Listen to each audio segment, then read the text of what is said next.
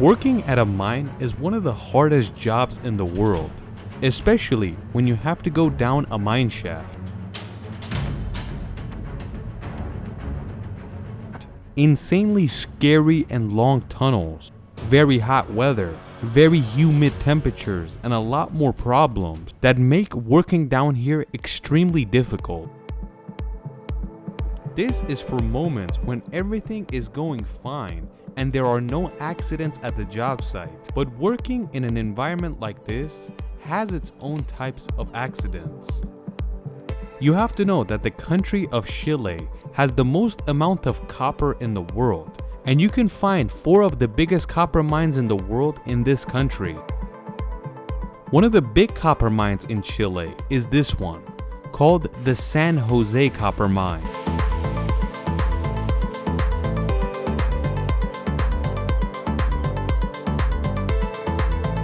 Between all the other copper mines, the San Jose Copper Mine was unique, and the uniqueness was that it paid a lot more compared to other copper mines.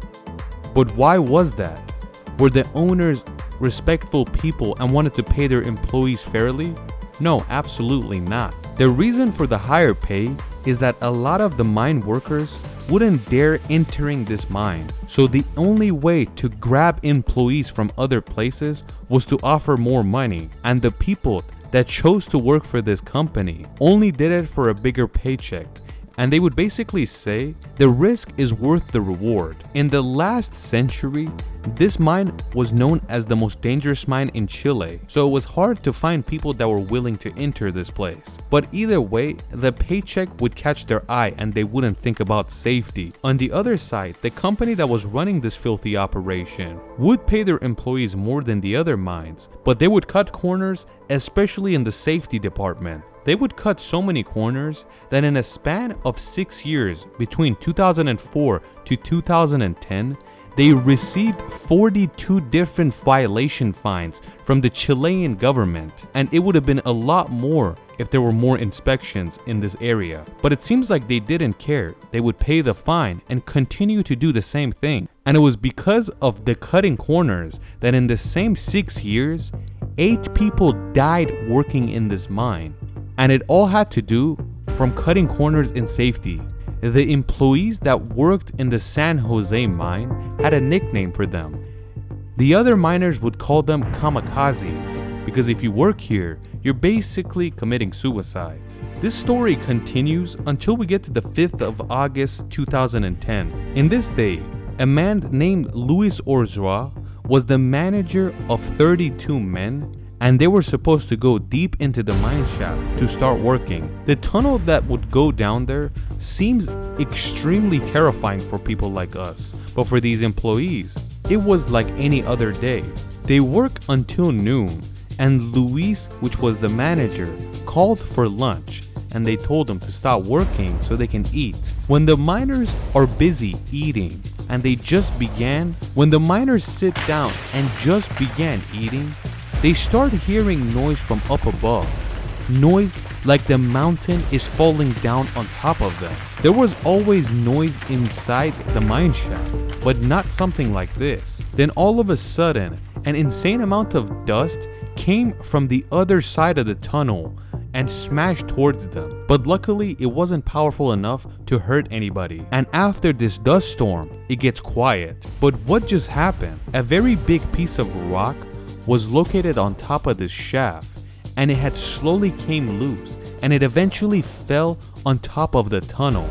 And since it was so heavy, it continued to push down and broke the other tunnel, and one by one it collapsed down, locking these miners 700 meters deep into the ground. It seems like the owners of the mine didn't care about anybody's safety, because for a large piece of rock like this to be present in a mine shaft, it's extremely concerning. You're not even supposed to have something like this. And on the other side, the shaft have to be built in a way, if something like this were to collapse down, it shouldn't smash everything where nobody can get out. The tunnels have to have a type of reinforcement with something like this won't collapse down on them. Either way, the manager and 32 miners are down 700 meters and they have no idea what just happened. They just know that they're stuck in a black hole very deep into the ground and they don't know if they're gonna survive or not. Thankfully, the people up above realized what just happened and they knew 33 people are stuck down there, and that is why they call for reinforcement and ask for a rescue team. This news blows up everywhere in the world and the Chilean president hears about it and immediately calls for the best rescue teams in the country to come help them. The employees of the mine wanted to go down with the same shaft that just collapsed. But the rescue team said we can't do that because it's gonna take months for you to open that up. The best way is to create a straight hole down to them, basically a brand new hole. They bring the drilling machine and start going at it. With the help of the drill bit, they send sensors if they can hear something, and they also send cameras down there after. So when it's going down, they're looking for images and noise. The drill bit goes down for 17 days straight. Then all of a sudden, the operator of the drill machine hears a knocking noise, like somebody is literally knocking on the sensors. When he hears that, he becomes extremely hopeful and realizes there's at least one person alive down there, and that motivates them to work quicker. When they realized that they heard someone knocking, they pulled out the bit so they can add cameras to the tip so they can see what is happening. When they bring the bit out, they see a letter on top of the drill bit, and it says, "All 33 of us are fine and we're waiting down here." The 33 men down there were becoming very hopeful because all the way down they were hearing that drill bit drill down to them. When they send the cameras down there, this is the footage they're confronted with. Men that were down there for more than 17 days. And finally, they got a taste of hope. Luis Urzua was not only a very experienced miner, but he was a psychiatrist. Not really, but it seems like he was, because he worked very well with these men and calmed them down so they don't go crazy. First of all, he took them to the safest area of the tunnel where there's mostly oxygen and the risk of collapse is the lowest. If he wasn't there to help them mentally, they might have gone crazy, but he would always tell them to not worry because help is always on its way and we're gonna get out of this. He would also say, we have to save the food and water and barely drink and eat, so we can have it for a longer time until they get food to us. You have to know that they had water and milk down there, and for food they had a few packages of tuna. Luis said each person per day can eat 2 spoons of tuna and half a cup of water or milk, your choice. Luis knew that the thoughts could make these guys go crazy, so the whole time they were awake they would keep telling stories, tell others to tell stories if they have one. Basically keep their mind occupied so they don't overthink. There was also a mine vehicle down there which had a small light. He would have that light on permanently so they don't go insane in the dark. Even though they were very careful with their food and drinks, but it was running out.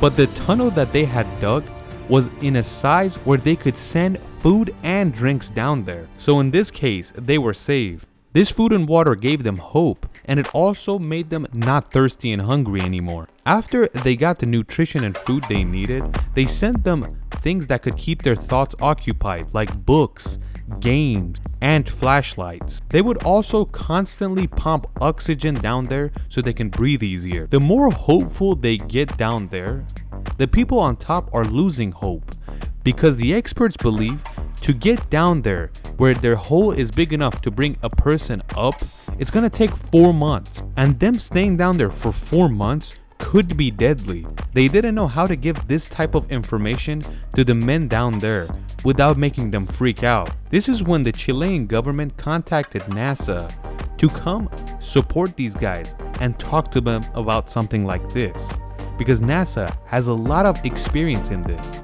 You have to know that some astronauts, before they go up in space, they actually live at the bottom of the ocean next to Florida, around 20 meters down. So it's not that deep, but you're not living in the normal place. So NASA was very experienced in speaking with people like this that are out of the normal world. for a long time. Either way, they contact these guys, they make sure they're okay, and they worked around clock 24 hours a day so they can get down there quickly as possible. They were digging a hole 28 inches wide, so it was no joke. But since they were hopeful and they continued around clock, they were finished around 2 months after the incident. If you remember, it was predicted that it was going to take 4 months. While they were digging down, they also had a custom shaft capsule made so it can go down there and bring people up one by one.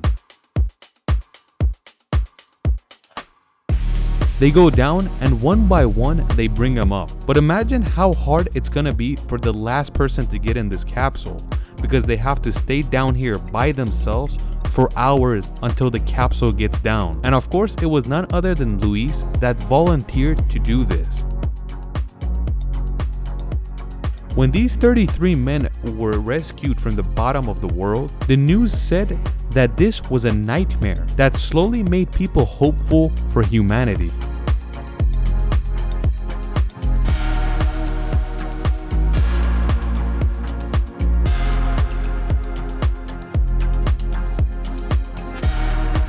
This incident made the owners of this mine to go bankrupt because they have to pay for everything that just happened, especially a huge fine. Of course, since they couldn't pay all the fines, the government took over, and unfortunately, the 33 employees that work here didn't get any real money. They just got 6 months off pay.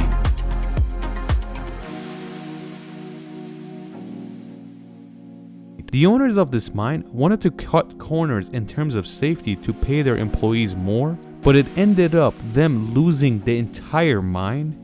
And unfortunately, these 33 people didn't get anything in return but traumatized for more than 2 months. What do you guys think?